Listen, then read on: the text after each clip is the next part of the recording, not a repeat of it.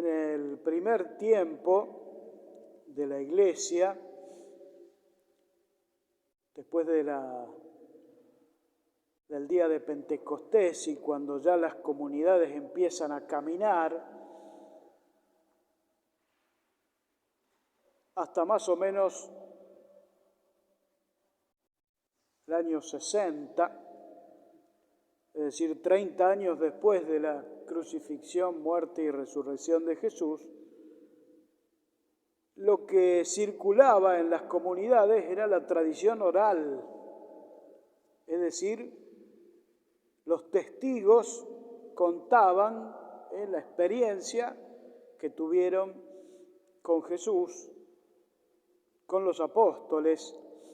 Incluso de los mismos apóstoles escuchaban las experiencias, los relatos, los testimonios. Es decir, todavía no se habían escrito los evangelios. Dicen los estudiosos que empezaron a circular por las comunidades unos textos donde estaban escritas frases que Jesús dejó.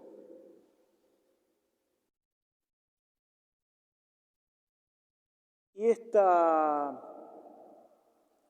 testimonio fue tomado con el paso del tiempo por Mateo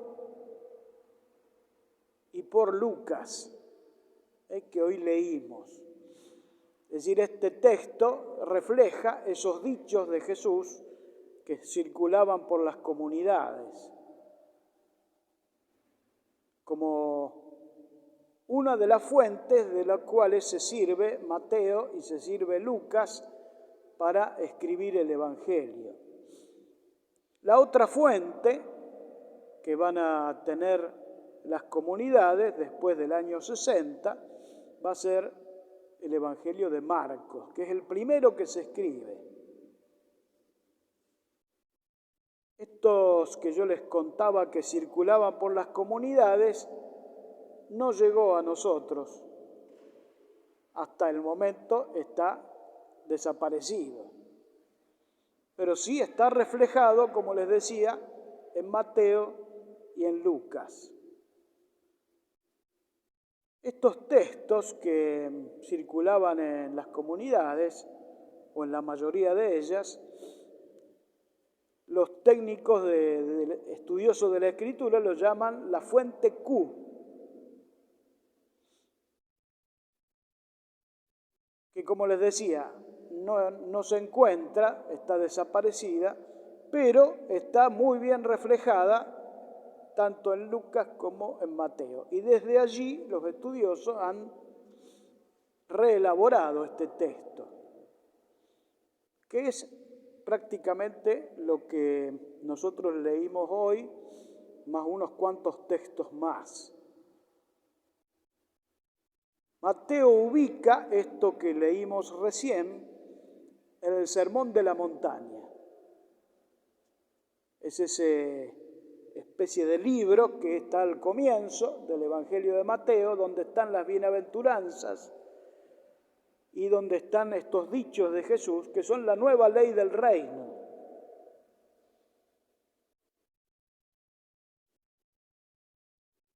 Es decir, la nueva creación que Dios está haciendo, esta nueva humanidad, el reino, tiene esta nueva ley,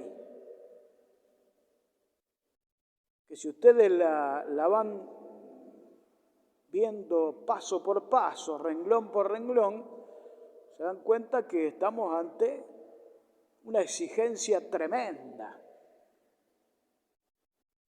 que hasta nos preguntamos si nos da el cuero a nosotros para hacer esto. Es decir, amar a los enemigos, hacer el bien a los que nos odian, bendecir a los que nos maldicen, rogar por los que nos difaman, Al que te pega en una mejilla, presentar la otra. Al que te quita el manto, no le niegues la túnica.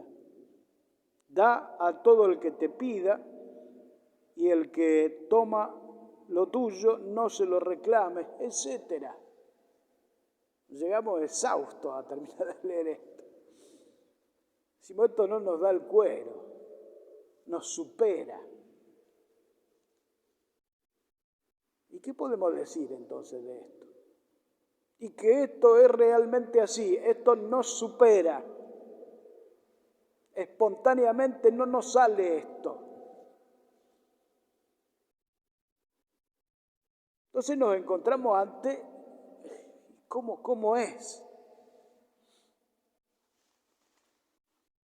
Afortunadamente, en la lectura de los evangelios vamos encontrando las respuestas. En el Evangelio de San Juan, Jesús nos dice con toda claridad: sin mí nada pueden hacer. Y ahí está la respuesta. Esto es posible con Jesús, en Él. Y esa es la vida nueva. Ese es el andar de los hombres que caminan en el Espíritu, de los hombres del reino. Y nosotros tenemos esa doble condición de hombres del reino, pero también de este mundo. Y todo dependerá de qué es lo que prevalece en nosotros. Si nosotros somos hombres de este mundo y vivimos con los criterios de este mundo, esto es imposible. Esto no es para nosotros. Directamente salteemos esta hoja, miremos otra cosa. Seguir a Jesús, como San Pablo nos va a indicar, ya no soy yo, es Cristo que vive en mí, posibilita vivir en la nueva ley del reino. Por eso estamos ante un anuncio tremendo que nos puede llegar a desanimar si nosotros lo miramos con los ojos del mundo.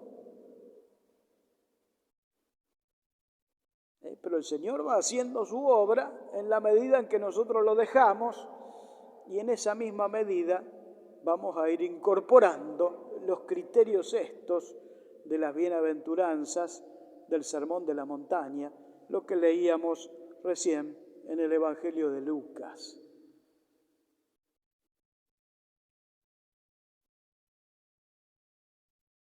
Yo quería pedir en esta celebración por cada uno de nosotros, para que vayamos metiéndonos con confianza en la palabra.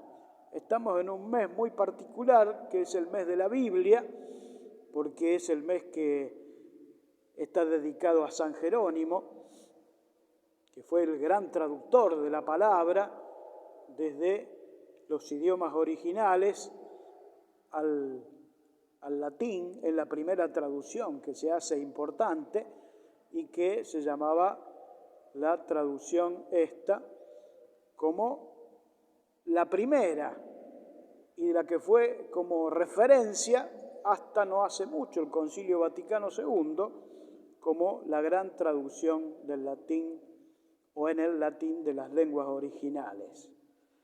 Ese texto era la base de toda la enseñanza de la Iglesia.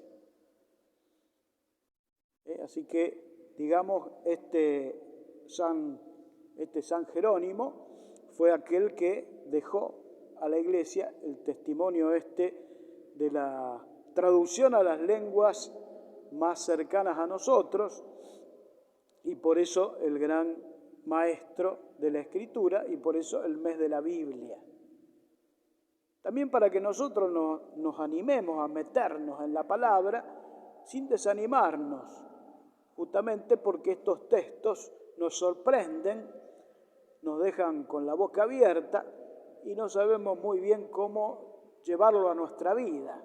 En realidad es con Jesús. Con Él podemos, sin Él imposible.